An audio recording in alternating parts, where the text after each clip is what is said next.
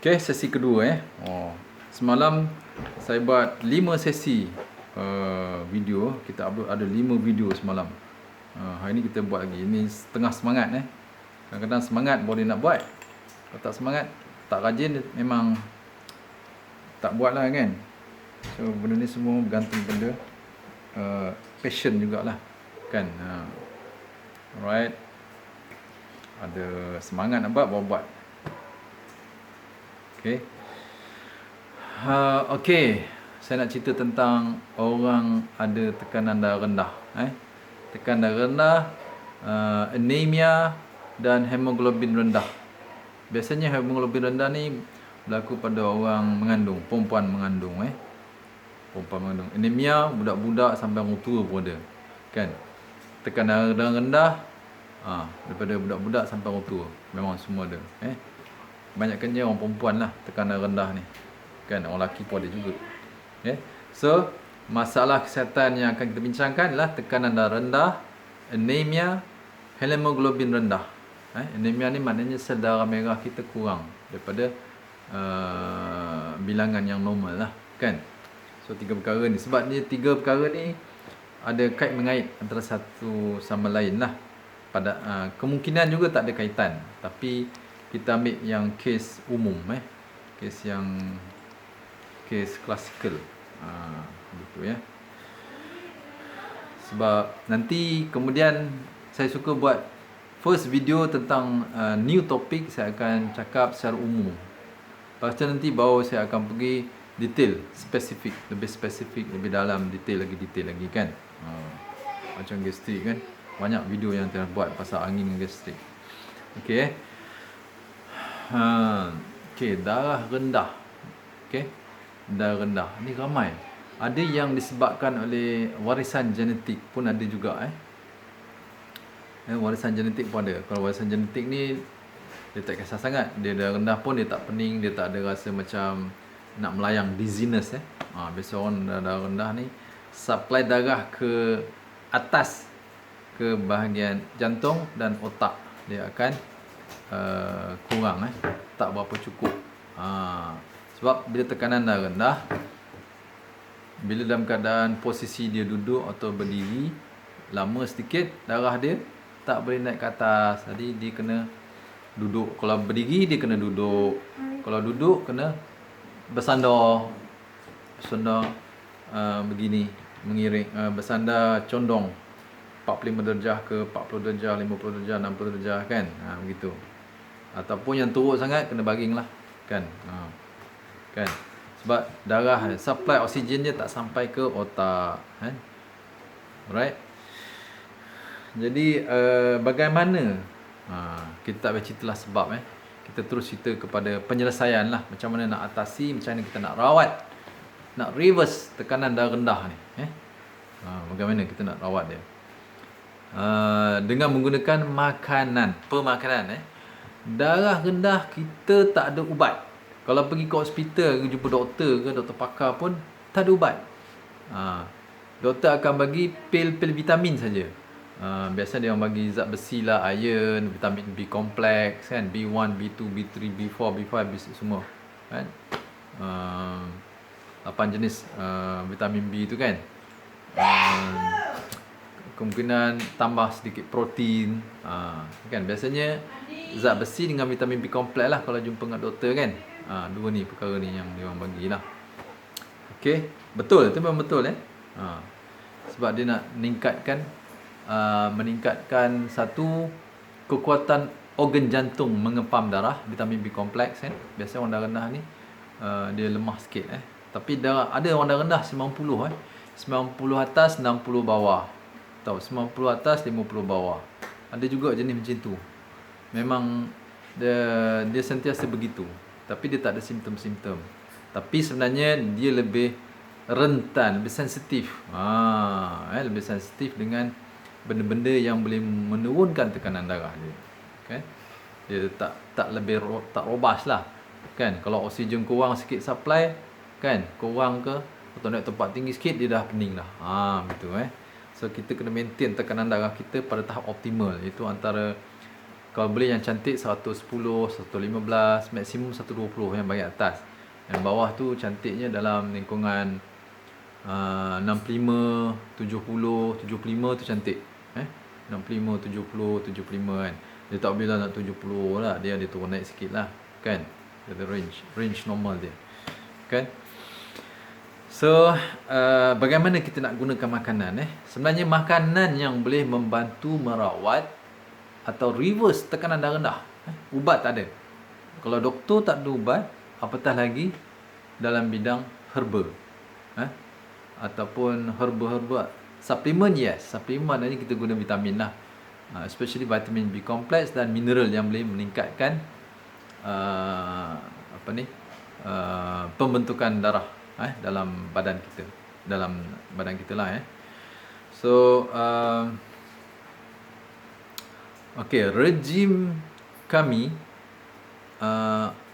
rejim diet kami, bagaimana kita nak menyelesaikan orang tekanan darah rendah, hemoglobin rendah ataupun anemia, sel darah merah yang kurang. Pertama sekali, konsep dia kena ambil semua nutrien, sama ada makronutrien atau mikronutrien. Makronutrien mana kalori lah. Kalori maksudnya apa? Makro tu maksud nutrien yang kita perlu ambil dalam jumlah yang banyak. Itu kalori.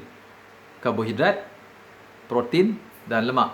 Kan, inilah makronutrien yang perlu kita ambil secukupnya dengan seimbang, mengikut piramid makanan oleh Kementerian Kesihatan Malaysia. Tu kan, tu betul lah. Kan? Itu penting. Tiga ni penting dulu. Kemudian kita masukkan mikronutrien. Itu nutrien yang diperlukan dalam kuantiti yang sedikit. Sedikit mikrogram. Kan? Vitamin B kompleks dalam mikrogram. Sedikit saja ataupun 0.0 miligram. Sikit. Vitamin-vitamin semua dalam kuantiti yang sedikit. Mineral pun begitu. Kecuali makro element. Macam electrolyte, kalsium, sodium, potasium, kan? Apa lagi? Chloride, kan? Ini elektrolit yang banyak kita perlukan lah. Yang lain macam zinc, zat besi, kromium, kobalt, apa lagi? Selenium, banyak lagi lah benda-benda lain, kan? Itu semua kita perlu dalam jumlah yang sangat sedikit, mikrogram, part per million. Sedikit sangat, ya. Kita perlu tapi jumlah sedikit. So kita perlu masukkan dalam diet kita semua mikronutrien ni bersama kalori yang kita ambil. Barulah kita dapat stabilkan balik tekanan darah kita, hemoglobin darah kita dan juga sel darah merah, jumlah sel darah merah dalam badan kita. Itu konsep yang pertama.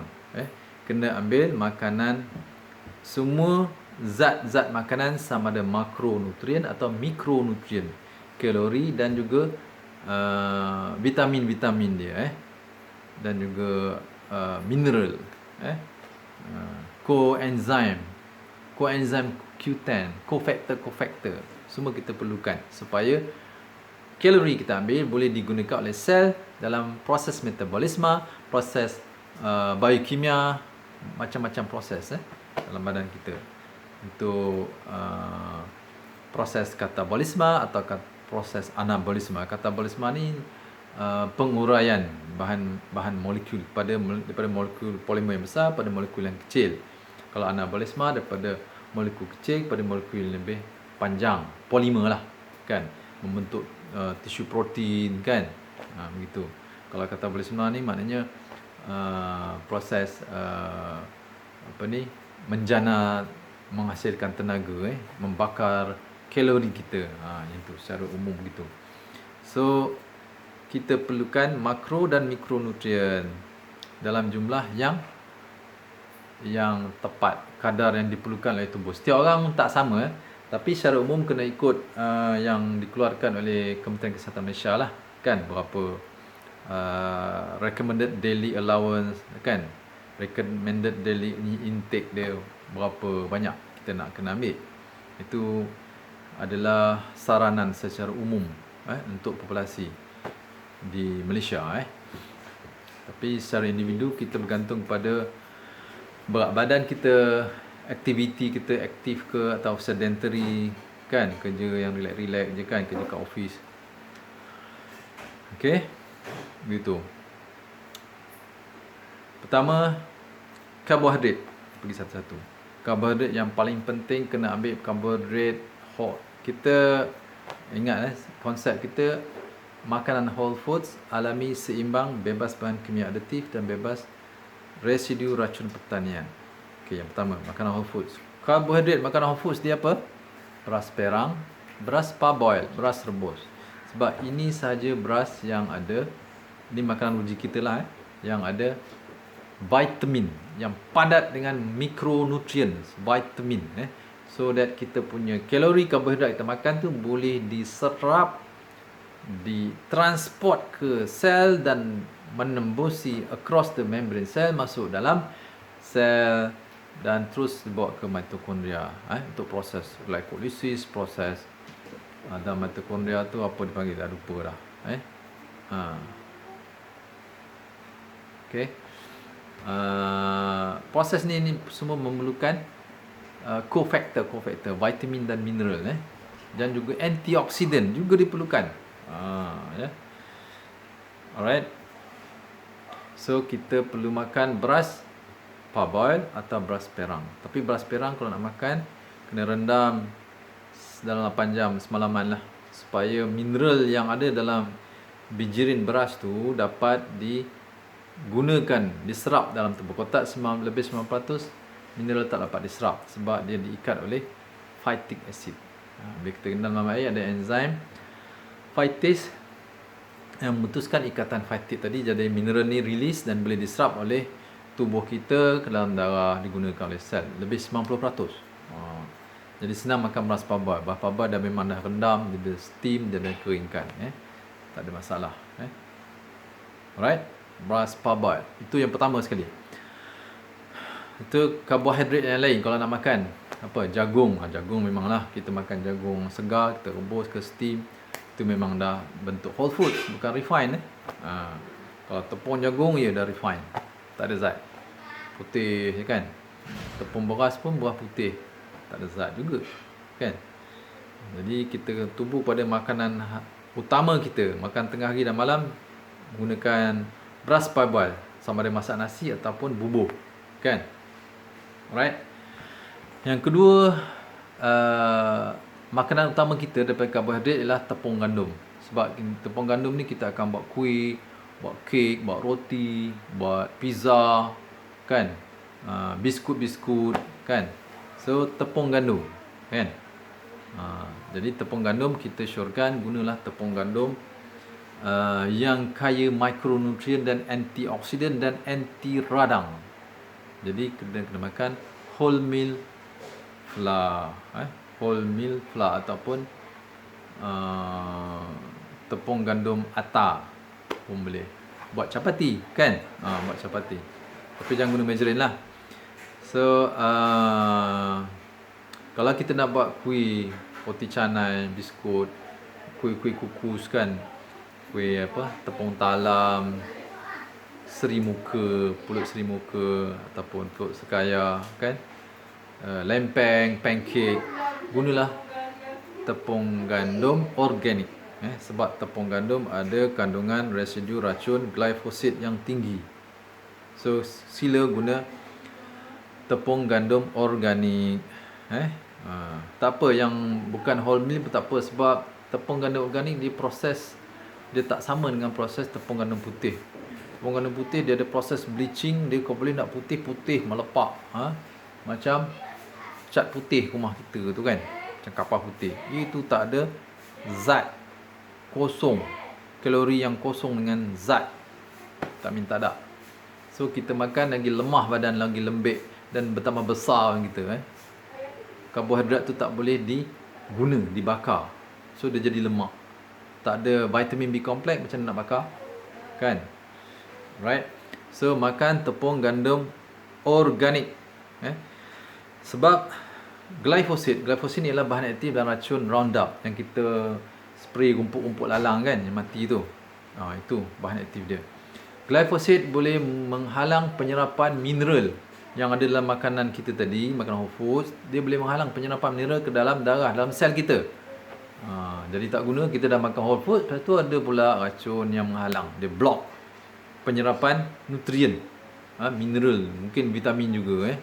Dan dia juga boleh merencat ataupun mencederakan atau membunuh bakteria baik dalam usus kita.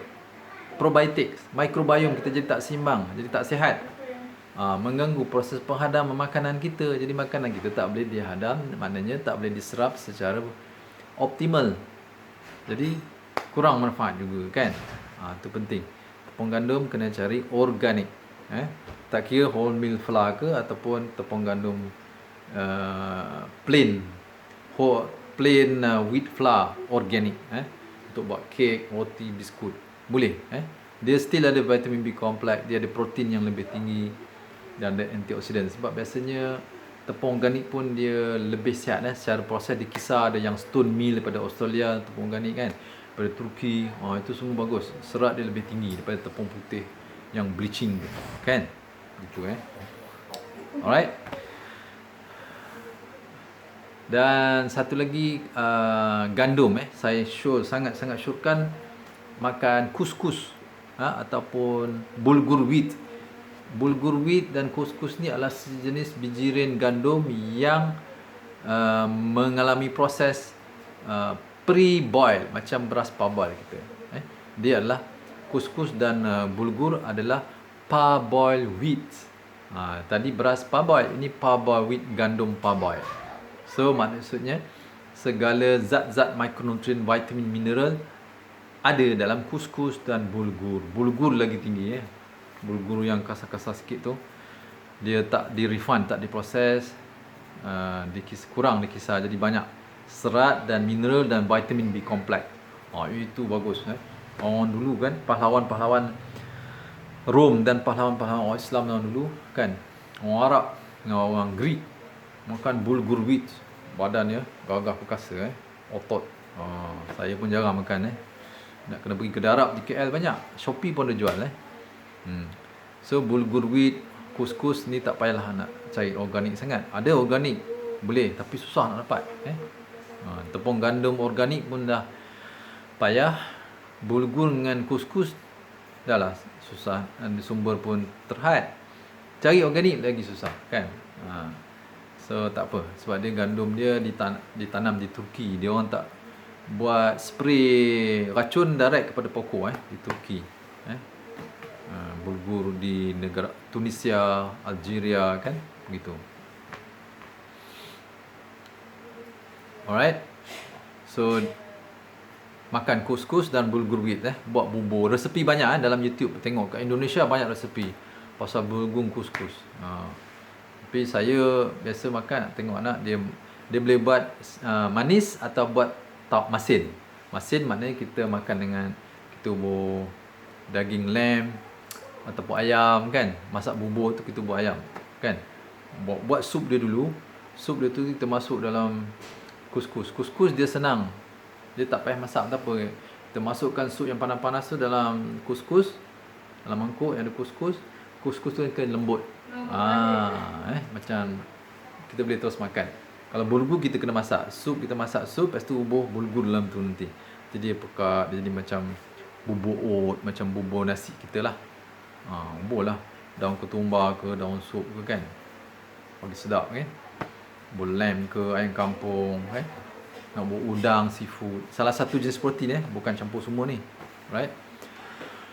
Okay. Itu. Ni sangat penting Beras parboil, couscous, bulgur dan tepung organik. Sangat penting untuk orang darah rendah. Boleh cuba tengok kesan dia. Impactful, sangat impactful. Yang kedua, sumber protein. Protein kena ambil protein yang berkualiti. Kan? Ayam kampung, ayam daging, dia punya status komposisi mikronutrien, vitamin B complex semua dia rendah.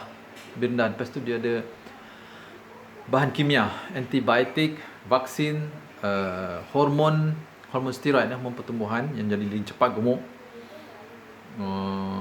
Lepas tu dia ada GMO pula kan. Okay, ini akan mengurangkan kandungan mikronutrien dalam daging ayam. Ayam daging lah So sila makan ayam kampung. Kalau boleh ayam kampung Dr. Zainal lagi bagus. Ayam kampung dia organik Tapi biasa dekat tempat kita memang ada. Di Seremban ada. Saya duduk di Nilai pun senang dapat. Boleh panggil call je. Dia akan COD hantar. Bayar cash ke bayar online pun boleh. Kan? Sekarang ni semudah KL lagi banyak ayam kampung. Mana-mana. Kan? Banyak tempat. Di Semenyih ada. Di Kajang ada. Kalau di kawasan-kawasan luar bandar lagi banyak. Kan? Ke lagi susah. Kan? Di Batang Benar ada ayam salai kampung. Saya pun selalu makan salai kampung tanpa minyak tanpa ada bubur minyak. Okey, ayam kampung. Protein sangat penting untuk membentuk sel kita. Sel kita terbina oleh mainly daripada molekul protein, hemoglobin. Globin buat daripada molekul protein. Heme daripada zat besi, iron kan. Jadi nak bentuk hemoglobin, kita kena makan protein yang berkualiti tinggi, iaitu protein berasaskan haiwan. Ayam kampung, ataupun kalau tak ada ayam kampung, ayam organik, ayam daging organik pun tak apalah. Tapi kalau orang ada alahan, still trigger jugalah. Makan ikan-ikan, tak kisahlah ikan kecil ke ikan murah ke ikan mahal ke, tak kisah. Saya suka makan ikan kembung kecil-kecil tu. Apa dia panggil? Orang Kedah cakap ikan lemak. Ikan sardin kan. Okey. Lepas tu ketam. Ketam sangat bagus untuk membentuk hemoglobin buat sup ketam, buat masak lemak ketam, kari ketam. Itu. Lepas tu apa? Telur kampung. Itu sangat highly nutritious, vitamin B, protein dia senang diserap dalam badan. Tapi masak dia janganlah jadi telur keras dimasak rebus lama jadi keras. So dia punya protein tu tak boleh nak digest, tak boleh serap. Kalau orang sistem badan lemah lagilah kan, tak boleh serap zat dia. So masak separuh atau nak buat mata lembu pun goyang kan. Masak goyang. Kalau boleh sebelah je masak, itu bahagian atas tu tutup. Tutup dengan tudung puyuh. Biar dia masak sikit tapi dia goyang-goyang kan. Bila kita sentuh dengan sudu, dia akan pecah keluar kuning macam krim pekat. Itu bagus. Itu akan meningkatkan hemoglobin sel darah merah dan menaikkan tekanan darah kita secara sihat. Begitu. Lepas tu yang paling penting lamb. Saya baru upload pasal khasiat lamb sebab saya nak cerita. Sebab apa saya upload kita perlu makan daging merah lamb, anak kambing biri-biri, sebab dia paling powerful, paling impactful, paling berkesan untuk merawat orang sakit darah rendah, orang ada masalah darah rendah, bukan sakit darah rendah, ada masalah darah rendah, ada masalah hemoglobin rendah, tak kira lah wanita mengandung ke, kan, wanita bersalin ke, kanak ke, orang lelaki ke, kan, dan juga anemia. Makan lamb paling cepat sebab daging lamb kan dia mengandungi vitamin B kompleks, L-carnitin dia kan, dia punya lemak dia tu lemak yang mudah dicerna, diserap dan diguna oleh sel. Dia tak simpan, dia lemak dia lembut lemak dia lembut, bukan macam lemak lembu yang dah dewasa atau daging mutton. Lemak dia putih keras pejal tu, itu lemak tak sihat, itu boleh menyumbatkan saluran darah, menyebabkan tekanan darah tinggi. Tapi lamb the best, protein terbaik untuk meningkatkan sel darah merah, meningkatkan hemoglobin darah kita dan tekanan darah kita. Dia naik tekanan darah, dia tak lebih pada normal. Kalau darah rendah dia naik jadi normal, kalau darah tinggi dia turun jadi normal. Itulah lamb, masya-Allah. Tapi bagi orang yang tak makan margarine lah, shortening, creamer, emulsifier dan juga goreng-goreng yang teruk-teruk tu, baru dia bagi manfaat. Kalau tak ada manfaat jugalah, kan. Bagi orang darah rendah sangat bagus makan lamb. Kami memang seminggu sekali, 2 kali makan lamb. Sama ada masak sendiri, beli lamb mentah yang frozen lamb dekat pasaraya, ataupun kami order COD dia boleh deliver kedai Arab. Dia nilai ni Az-Zahra lah. Biasanya kami biasa serang di sana lah. Lamb soup dia ke, kebab lamb dia ke kan. Aqdah nak saya makan, Aqdah lamb. Itu daging yang sangat bermanfaat pada tubuh kita bagi orang yang jaga makan ni kan, makan clean food, clean diet, dia kena makan lamb. Kalau tak nanti badan dia lemah, tak cukup zat. B12, kita perlukan vitamin B12 yang kaya di dalam, yang sangat banyak, paling tinggi dalam daging merah. Ada juga dalam, saya tak salah, oyster ke mussel. Itu sebenarnya paling tinggi B12. Tapi susah nak dapat kan, oyster ke mussel, macam itulah kan. Saya dah tengok dah, kandungan B12 paling tinggi dalam oyster. Kemudian daging merah. Kita makan lamb. So siapa makan daging, tengok lamb, orang Arab makan lamb kan, kulit dia merah, tapak tangan merah, tak pucat. Merah. So maknanya oksigen, peredaran darah, so optimal kan. Wow lah badan.